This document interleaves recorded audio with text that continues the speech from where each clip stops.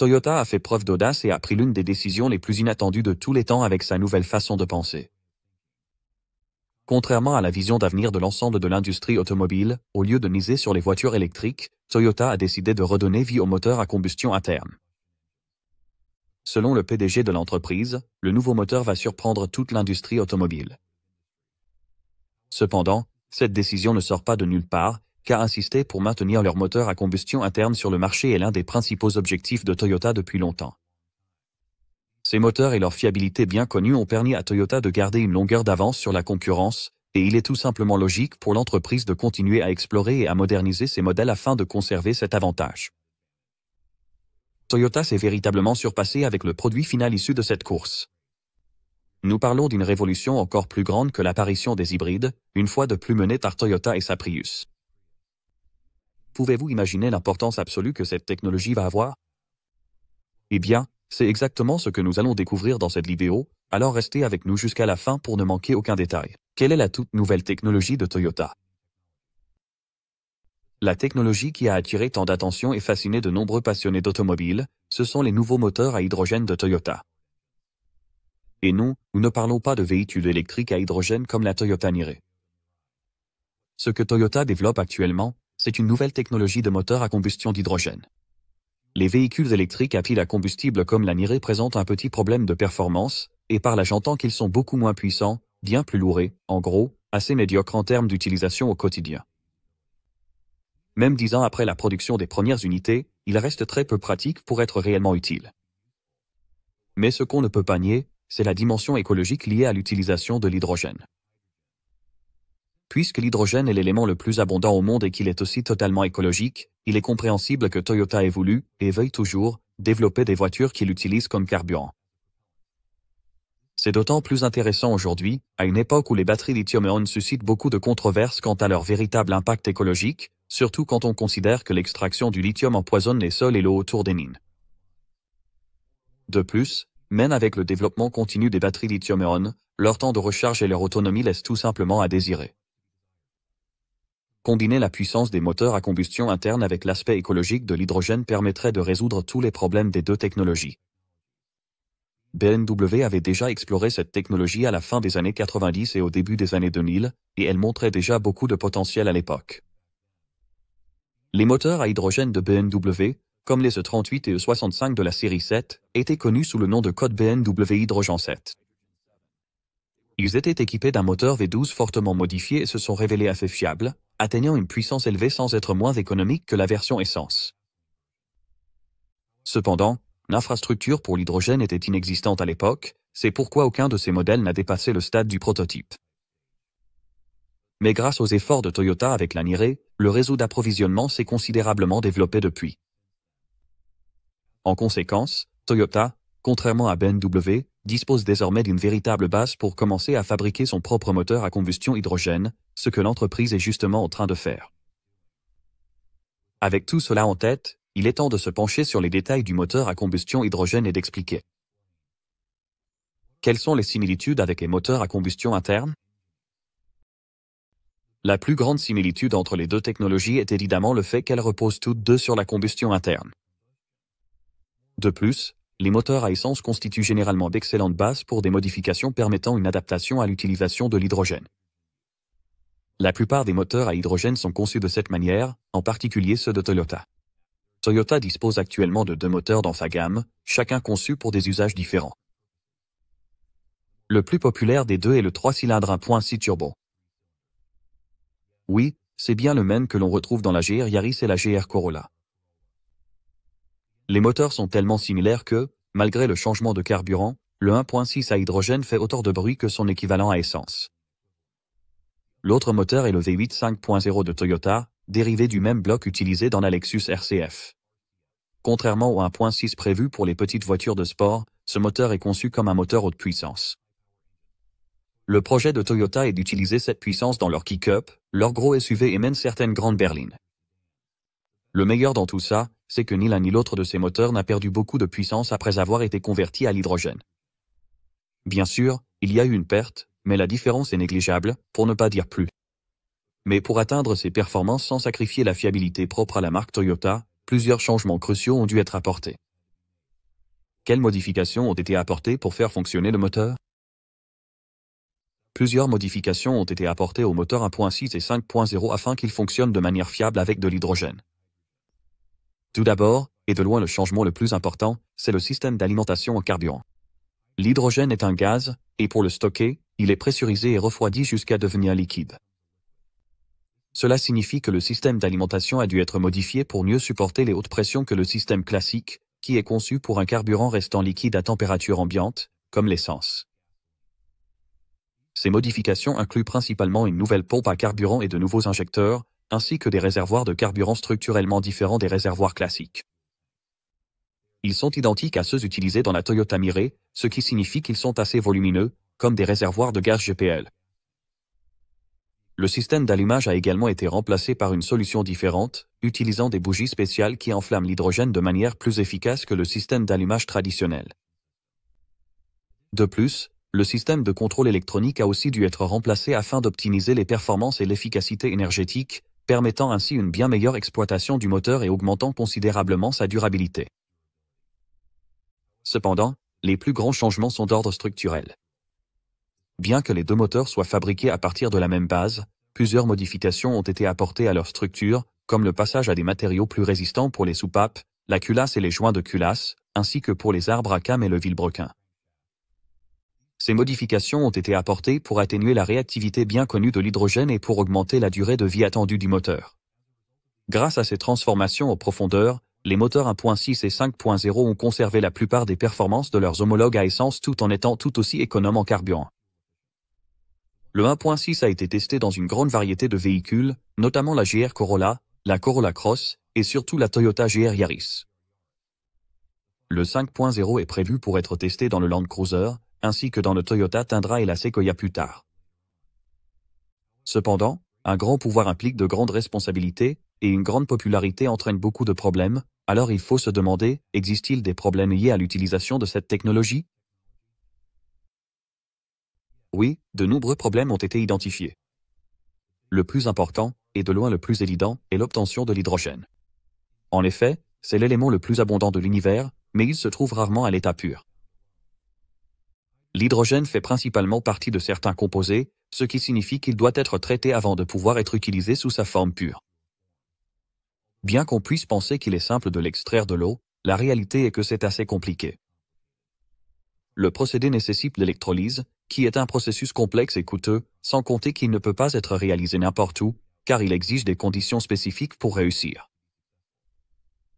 En conséquence, obtenir de l'hydrogène est, du moins pour l'instant, une entreprise assez coûteuse qui serait difficilement rentable. Conduire une voiture à hydrogène coûte actuellement 14 fois plus cher que de conduire un véhicule électrique, ce qui n'est pas vraiment ce qu'on veut entendre lorsqu'on essaie de concurrencer les voitures électriques. Sans compter que le processus d'électrolyse nécessite de l'électricité, ce qui va à l'encontre de l'idée de remplacer les véhicules électriques par quelque chose de plus écologique. De plus, même si vous parvenez à obtenir de l'hydrogène d'une autre manière, il y a un autre problème, le stockage. L'hydrogène est un gaz hautement réactif, et son stockage est une tâche très délicate qui nécessite des conditions parfaites pour être sûr. Ce problème est encore plus sérieux lorsqu'il s'agit de stocker de l'hydrogène dans une voiture, car cela nécessite des réservoirs renforcés spécialement conçus pour ce type d'utilisation. Comme l'hydrogène est un gaz hautement corrosif qui peut, grâce à sa structure, s'échapper facilement de n'importe quel espace, les réservoirs d'hydrogène doivent être quasiment à l'épreuve des balles, ce qui signifie qu'ils sont bien plus lourds que les réservoirs classiques et, dans certains cas, même que les batteries des voitures électriques. Ce poids réduit l'autonomie et les performances des véhicules utilisant l'hydrogène, tout en rendant l'espace intérieur du véhicule beaucoup plus restreint à cause de la taille des réservoirs. De plus, même si l'accès aux stations de ravitaillement s'est nettement amélioré par rapport aux années 2000, il est encore loin d'offrir une couverture complète et facilement utilisable au quotidien. Il n'existe que quelques points de ravitaillement en hydrogène dans le monde, ce qui rend ce carburant peu fiable pour un usage quotidien. Enfin, comme nous l'avons vu précédemment, l'hydrogène est un gaz hautement réactif, ce qui signifie que s'il s'échappe d'une manière ou d'une autre, il pourrait s'enflammer spontanément, ce qui peut avoir des conséquences fatales. Mais même si la situation de l'hydrogène semble sombre lorsque l'on se concentre sur ses problèmes potentiels, Toyota est convaincu qu'il trouvera rapidement des solutions. Comment Toyota va-t-il relever ces défis?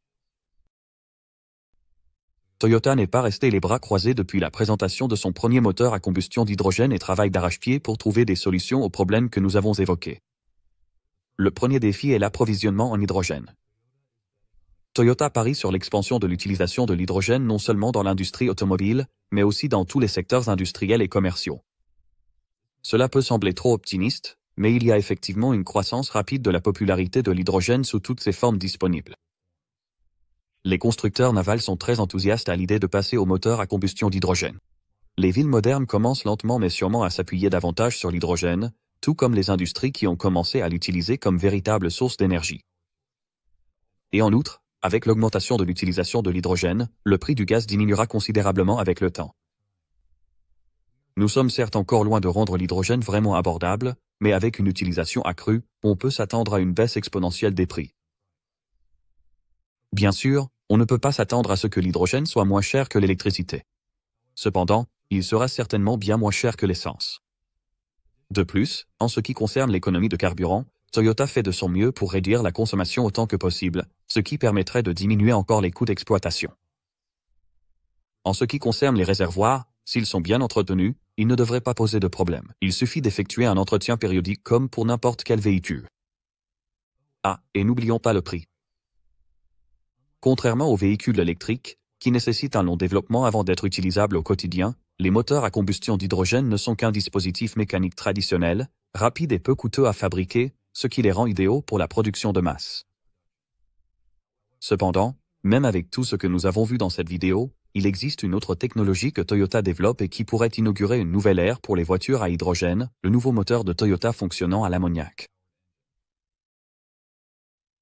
Récemment, Toyota a commencé à explorer la possibilité d'utiliser et de stocker l'hydrogène de manière plus sûre, tout simplement en ne le séparant pas du composé dans lequel il se trouve.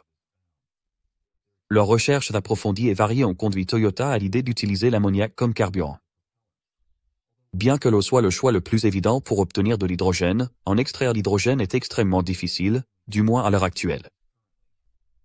D'un autre côté, stocker l'hydrogène sous sa forme pure est également très problématique, comme nous l'avons déjà expliqué, et c'est précisément là qu'intervient l'ammoniac.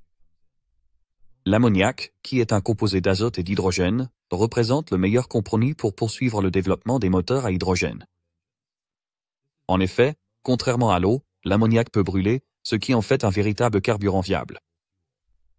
Puisque l'ammoniac, sous certaines conditions, devient inflammable et qu'il est riche en hydrogène, il n'est pas nécessaire d'en séparer l'hydrogène. Cela élimine l'une des parties les plus complexes et coûteuses de l'utilisation de l'hydrogène comme carburant. Sans parler du fait qu'en ne séparant pas l'hydrogène, on élimine aussi la nécessité de le stocker avec autant de précautions. Autrement dit, un autre processus coûteux lié à l'utilisation de l'hydrogène sera complètement supprimé de l'équation. Et vous pouvez également dire adieu aux réservoirs de carburant volumineux et lourds, car l'ammoniac est beaucoup plus facile à stocker que l'hydrogène. De plus, l'ammoniac est extrêmement abondant puisqu'il s'agit du gaz alcalin le plus courant dans l'atmosphère. Cela signifie qu'il est également exceptionnellement abordable à l'achat, surpassant l'essence et, à plus forte raison, l'hydrogène en termes de coût. De plus, l'ammoniac est bien plus stable que l'hydrogène, ce qui le rend plus sûr. Contrairement à l'hydrogène, qui est hautement explosif, le seul danger lié à l'ammoniac est l'inhalation. Le processus de stockage est identique à celui du gaz GPL. Toyota est tellement enthousiasmé par cette idée que l'entreprise s'est associée au géant chinois de l'automobile GAC pour fabriquer son propre moteur fonctionnant à l'ammoniac. Récemment, les deux entreprises ont annoncé un moteur 2.0 i4 fonctionnant à l'ammoniac liquide. Après de nombreux tests, le moteur s'est révélé 10 fois plus écologique que son équivalent à essence. Évidemment, cela ne signifie pas zéro émission. Cependant, ce n'est pas non plus le cas des véhicules entièrement électriques, car la fabrication des batteries et la production d'électricité pour ces véhicules sont des processus extrêmement polluants. De plus, les moteurs à ammoniac sont techniquement des moteurs à hydrogène avec seulement quelques différences, la plupart pouvant se résumer au système d'injection de carburant. Son utilisation permettra également le développement parallèle de l'hydrogène pur comme propulseur, faisant de cette technologie une solution visionnaire et tournée vers l'avenir. Et puisqu'on parle d'avenir, il est temps de poser la question la plus importante, l'hydrogène est-il l'avenir? Il est encore trop tôt pour l'affirmer, mais de fortes indications laissent penser que l'hydrogène est en passe de devenir le carburant du futur. Malgré les difficultés actuelles, il est tout simplement indéniable que l'hydrogène possède aujourd'hui le plus grand potentiel parmi tous les autres moyens d'alimenter les véhicules. En dépit de ses défauts, l'hydrogène reste le seul moyen de propulser des véhicules sans émissions, sans compter qu'avec le développement des infrastructures et des technologies qui l'entourent, il peut atteindre un prix incroyablement bas. De plus, l'industrie des véhicules électriques a reçu de nombreuses critiques ces dernières années, car les batteries lithium-ion continuent de se révéler insuffisantes pour une utilisation réelle tout en étant extrêmement polluantes et coûteuses à produire. En conséquence, même 10 ans après leur popularisation, les voitures électriques restent un exemple de luxe inutile aux prix exorbitants et aux usages limités, ce que l'hydrogène vise précisément à corriger. Personne ne s'attend à ce que l'hydrogène devienne populaire de sitôt, cependant, l'insistance de Toyota à le développer, la croissance remarquable des carburants synthétiques ces dernières années, ainsi que le déclin de la popularité des véhicules électriques sont autant de facteurs qui laissent penser qu'il y a de nombreuses raisons de croire que l'hydrogène est loin de devenir obsolète. L'un des projets les plus ambitieux au monde, la ville planifiée Zolin en Arabie Saoudite, mise également sur le potentiel de l'hydrogène en le choisissant comme principale source d'énergie pour toute la ville. Et avec le développement d'autres technologies à base d'hydrogène qui sont actuellement plus faciles à utiliser, comme les moteurs fonctionnant à l'ammoniac, la popularité de l'hydrogène augmentera également de manière passive, stimulant ainsi indirectement son développement. En général, malgré les divers problèmes auxquels il est confronté aujourd'hui, on peut s'attendre à ce que l'hydrogène, dans les 10 à 20 prochaines années, devienne l'une des forces qui feront avancer l'humanité. C'est tout pour aujourd'hui. Si vous avez aimé, n'oubliez pas de liker et de vous abonner à la chaîne. N'hésitez pas non plus à donner votre avis sur le sujet en commentaire. Nous aimerions le savoir. Merci d'avoir regardé et à la prochaine vidéo.